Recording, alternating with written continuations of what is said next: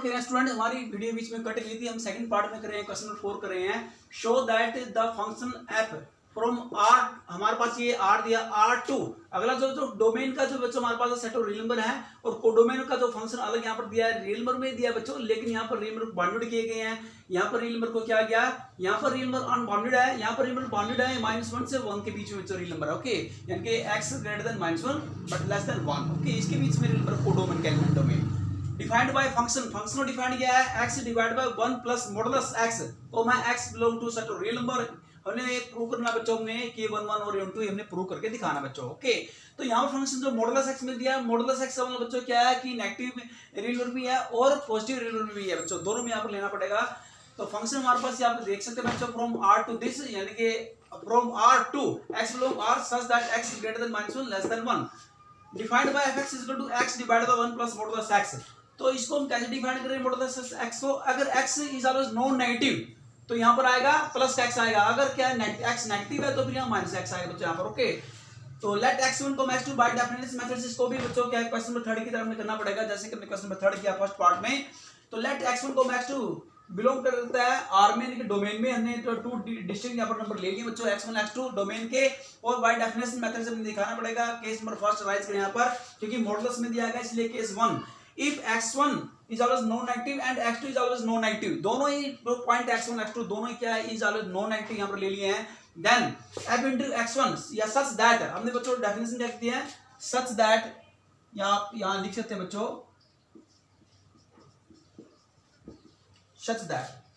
f into x1 is equal to f into x2। Okay, हमने definition में क्या लेना पड़ता है, दोनों फंक्शनों के इक्वल करके एट x1 एंड x2 के ऊपर बच्चों दोनों की वैल्यू पुट करेंगे। एक बार x से यहाँ पर बच्चों x1 लेंगे और दूसरी साइड जो अदर साइड है x से पर x2 यहाँ पर लिखा जाएगा, बच्चों क्रॉस मल्टीप्लाई करेंगे, जैसे कि लास्ट में हमने क्वेश्चन मेथड में किया था बच्चों फर्स्ट पार्ट में। तो यहाँ पर क्रॉस मल्टीप्लाई सेम एलिमेंट वो क्या है कैंसिल आउट हो जाएंगे और बाकी जो रिमेनिंग एलिमेंट है उनको इक्वल करेंगे, x1 is equal to x2। Okay, तो यहाँ से क्या निकला है, अगर फंक्शंस क्या इक्वल है तो उनके एलिमेंट भी क्या होगा बच्चों, इक्वल आ जाएंगे। ओके, अगर फंक्शन डेफिनेशन क्या कहती है, लेट x1 x2 क्या बिलोंग करता है डोमेन में, दो एलिमेंट लेंगे और क्या फंक्शनों को इक्वल दिखाएंगे, उन पॉइंटों पर फंक्शनों को इक्वल लेंगे बाय डेफिनेशन मेथड से, फिर इनकी वैल्यू पुट करेंगे। ओके बच्चों, तो वैल्यू क्रॉस मल्टीप्लाई करके हमने चेक करेंगे कि दोनों जो एलिमेंट है ओके दोनों इक्वल हैं। अब यहाँ से सोल्व करके पता चला, कंफर्म हुआ यहाँ से कि दोनों इक्वल आ गए हैं, इट मींस फंक्शन 1 1 बन गया। क्या बन गया, 1 1। दूसरा केस राइज करेंगे,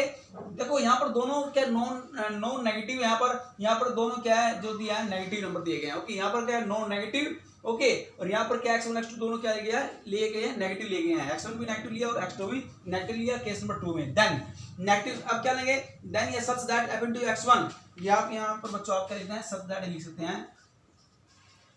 क्योंकि यहाँ डेफिनेशन अप्लाई कर रहे हैं, f into x1 is equal to f into x2, ये डेफिनेशन मेथड होता है बच्चों। ओके, विदाउट डायग्राम निकालने का 1 1 प्रूव करने का बच्चों मेथड होता है, f into x1 is equal to f into x2। यहाँ पर क्या इसकी वैल्यू पुट की बच्चों, एक बार x के स्थान पर x1 लिखा जाएगा इज इक्वल टू, एक फिर क्या है x के स्थान पर यहाँ देखेंगे फिर x के स्थान पर x2 लिखा जाएगा। ओके बच्चों, क्रॉस मल्टीप्लाई करेंगे, सेम नंबरिंग कैंसिल आउट हो जाएंगे और रिमेनिंग एलिमेंट यहाँ लिखे जाएंगे, x1 is equal to x2, यानी कि यहाँ पर भी दोनों एलिमेंट क्या गए हैं x1 x2 both are equal, यानी कि पॉजिटिव वैल्यू लेने पर भी क्या इक्वल है, नेगेटिव वैल्यू लेने पर इक्वल है, इट मींस क्या है फंक्शन क्या बनेगा 1 1 है। अब ये थर्ड केस लेंगे, एक बार ले लेंगे फर्स्ट एलिमेंट को x1 को नॉन नेगेटिव और दूसरे को ले लेंगे नेगेटिव बच्चों। ओके, ये नॉन नेगेटिव ले लिया फर्स्ट वाला और दूसरा वाला x2 ले लेंगे नेगेटिव ले लेंगे। नॉन नेगेटिव में क्या है बच्चों, नॉन नेगेटिव में जो मॉडुलस वाला एलिमेंट पॉजिटिव का रहेगा और नेगेटिव में मॉडुलस वाला एलिमेंट क्या नेगेटिव हो जाएगा लेस देन 0 के अंदर। अब यहाँ देखेंगे सबसे पहले, अब ये दोनों ही डिफरेंट है, x1 x2 दोनों ही डिफरेंट है, एक नॉन नेगेटिव है एक नेगेटिव है, ये आपस में अपोजिट होगा बच्चों, इट मींस क्या इक्वल नहीं हो सकते, यहाँ से पता चलता है। But x1 is not equal to x2, अब x1 is not equal to x2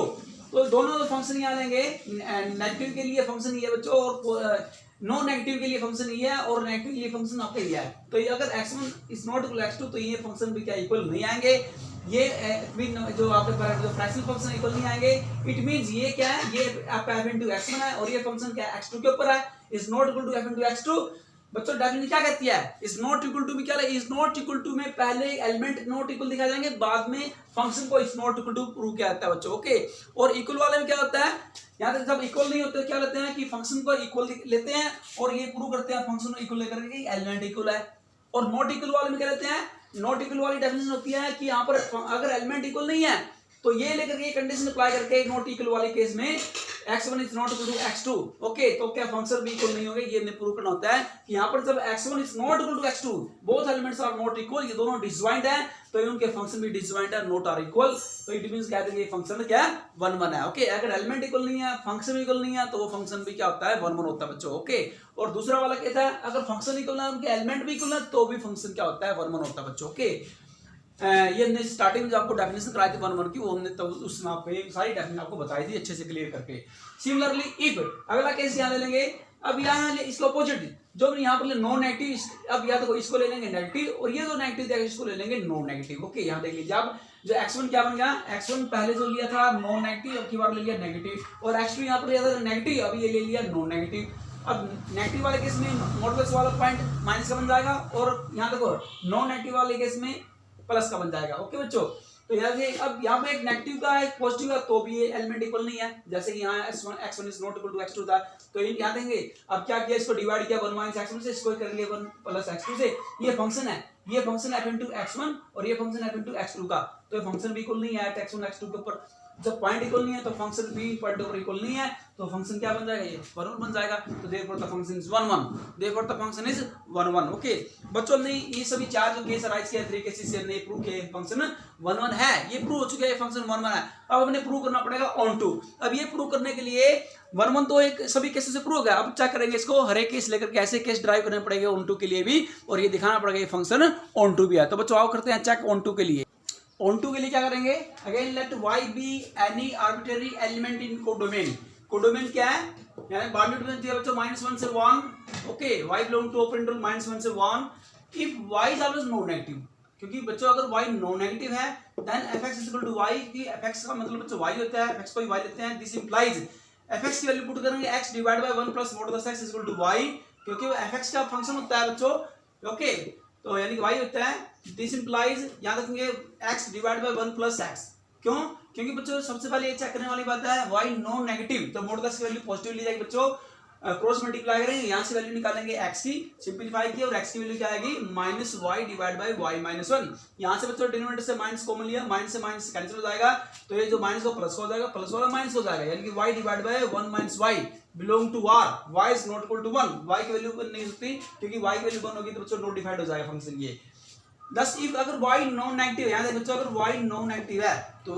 then there exist x, तो डोमेन की वैल्यू निकाल दी, एग्जिस्ट हो जाएगा x की वैल्यू जो मैंने अभी भी यहाँ निकाली बच्चों, x equal to y divide by 1 minus y, ये एग्जिस्ट हो जाएगा डोमेन में, सच दैट, अब क्या कहते हैं definition, such that fx is equal to, हमने fx को y की इक्वल दिखाना बच्चों, ये तो हमने प्रूव करना पड़ेगा, अगर fx is equal to y हो जाएगा तो फंक्शन ऑन टू हो जाएगा, fx इज इक्वल टू, अब fx क्या गिवन है, x की वैल्यू पुट करेंगे, x यहाँ पर क्या पुट करेंगे, y divide by 1 minus y is equal to x divide by 1 plus x, क्योंकि बच्चों नॉन नेगेटिव ले रहा हूं तो प्लस का x लिखा जाएगा, और x की वैल्यू लिखेंगे, x यहाँ पर क्या लेंगे, x यहाँ पर y divide by 1 minus y लेंगे, ओके, नोमिनेटर में भी और डिनोमिनेटर में भी, इसको सिंपलीफाई करेंगे, after simplify we get the value y, तो y आ जाएगी, यानी कि fx क्या आ गया, y आ गया, जब fx की वैल्यू सोल्व करके y आ जाएगी तो इसमें क्या हो जाएगा फंक्शन बच्चों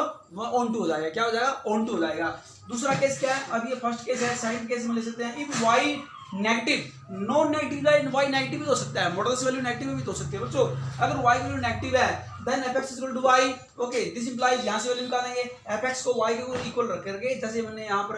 fx को y के इक्वल यहाँ रखा था, फिर fx की वैल्यू यहाँ रख करके क्रॉस मल्टीप्लाई करके वहां से x की वैल्यू निकाली थी, इसी प्रकार बच्चों यहाँ भी fx को y के इक्वल रख के यहाँ fx की वैल्यू पुट करेंगे, okay, x divide by 1 plus modulus x equal to y, बच्चों ये मॉडुलस x है, ये माइनस की वैल्यू लेंगे, क्यों, क्योंकि y नेगेटिव है, तो यहाँ पर माइनस का x लिखा था बच्चों, प्लस का x हो जाए equal to y, cross multiply किया और वहां से x की वैल्यू निकाल ली, जैसे यहाँ से निकाली बच्चों आपने, x की वैल्यू यहाँ क्या आई है, जब y नेगेटिव है, ओके, तो यहाँ पर आएगा मॉडुलस x को माइनस x लिखा जाएगा, और y नॉन नेगेटिव के लिए प्लस का x लिखा बच्चों मॉडुलस x को, तो यहाँ से x की वैल्यू क्या आई, y divide by 1 plus y belongs to r, अगर y नेगेटिव है, ओके, और भी any arbitrary element codomain, in codomain then there exist an element x, x की वैल्यू क्या है यहाँ से नेगेटिव, y जब y नेगेटिव है तो x की वैल्यू आएगी y divide by 1 plus y belong to r, such that fx is equal to, अब x की वैल्यू पुट करेंगे जो कि अभी भी आपने रिसेंटली निकाली है, y divide by 1 plus y is equal to, we put in the function, इसे पुट करें बच्चे यहाँ पर, यहाँ पुट करेंगे, या फिर आप यहाँ देख सकते हैं x की वैल्यू पुट करेंगे y divide by 1 plus y divide by 1 minus x की वैल्यू पुट करें बच्चों, x की वैल्यू जो आपने निकाली है y divide by 1 plus y, तो यहाँ से मैंने वैल्यू पुट की बच्चे यहाँ पर एक्स की वैल्यू यहाँ पुट की है। ओके, जब पुट करने पर इसको सिंप्लीफाई किया, सिंप्लीफाई करने के बाद वाई की वैल्यू क्या आई, वाई आई है, एफ एक्स वैल्यू क्या आई है, वाई आई है। जब एफ एक्स क्या है सोल्व करके वाई को इक्वल हो जाएगा तो फंक्शन क्या बचाएगा, ऑन टू हो जाएगा, यानी कि एफ एक्स यहाँ पर भी फर्स्ट केस में तो वाई नॉन नेगेटिव है तो भी सोल्व करने के बाद क्या बचा, एफ एक्स वाई की इक्वल है, और यहाँ से नेगेटिव लिया वाई तो भी सोल्व किया सिंप्लीफाई किया एक्स वैल्यू पुट करके फंक्शन में तो भी एफ एक्स वाई की इक्वल है, दोनों केस के अंदर नेगेटिव में भी पॉजिटिव में भी। बस एवरी, इसका मतलब क्या है, every element in the codomain has its pre image in domain. इसका भी मीनिंग निकलता है कि every element in codomain has its pre image in domain. यही डेफिनेशन होती है चेक करने के बच्चों ऑन टू की। ऑन टू की डेफिनेशन क्या होती है कि अगर कोडोमेन के हर एक एलिमेंट की डोमेन में प्री इमेज है तो वो फंक्शन ऑन टू होता है। ओके, जो कि यहाँ से बाय डेफिनेशन मेथड से हम चेक कर सकते हैं विदाउट डायग्राम। बच्चों हमने विदाउट डायग्राम के 2 क्वेश्चन किए हैं,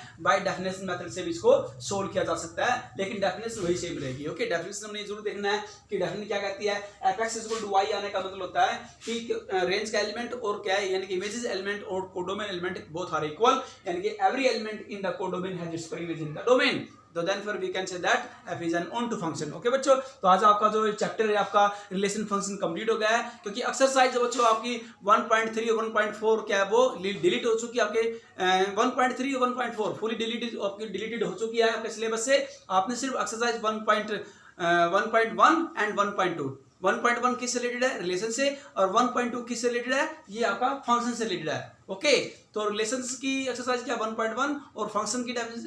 एक्सरसाइज क्या 1.2। ओके बच्चों, और वो भी इसमें 1 1 2 आपने करना है वहां पर। ओके बच्चों, तो आपका रिलेशन फंक्शन फर्स्ट टॉपिक आपका चैप्टर कंप्लीट हो गया। अब उसके बाद हम करेंगे बच्चों चैप्टर नंबर 7। ओके, यानी कि आपके फर्स्ट 6 चैप्टर आपके कंप्लीट हो चुके हैं। अब हम उसके बाद हम करेंगे नेक्स्ट वीडियो के अंदर chapter number 7 indefinite integral. Okay बच्चों, डेफिनिट इंटीग्रल भी 2 टाइप होते हैं, एक होता है डेफिनिट इंटीग्रल, एक होता है इंडेफिनिट इंटीग्रल। तो सबसे पहले इंडेफिनिट इंटीग्रल की बात करेंगे और उसके बाद फिर डेफिनिट इंटीग्रल यानी कि एप्लीकेशन ऑफ इंटीग्रल जो आपका आता है। ओके, डेफिनिट इंटीग्रल में क्या होता है बच्चों, लिमिट होती है, और इंडेफिनिट इंटीग्रल में क्या होता है, विदाउट लिमिट इंटीग्रल होता है। ओके बच्चों, तो thank you for today and have a nice day again. आपने इस चैप्टर की रिलेशन फंक्शन की मैक्सिमम से मैक्सिमम प्रैक्टिस बच्चों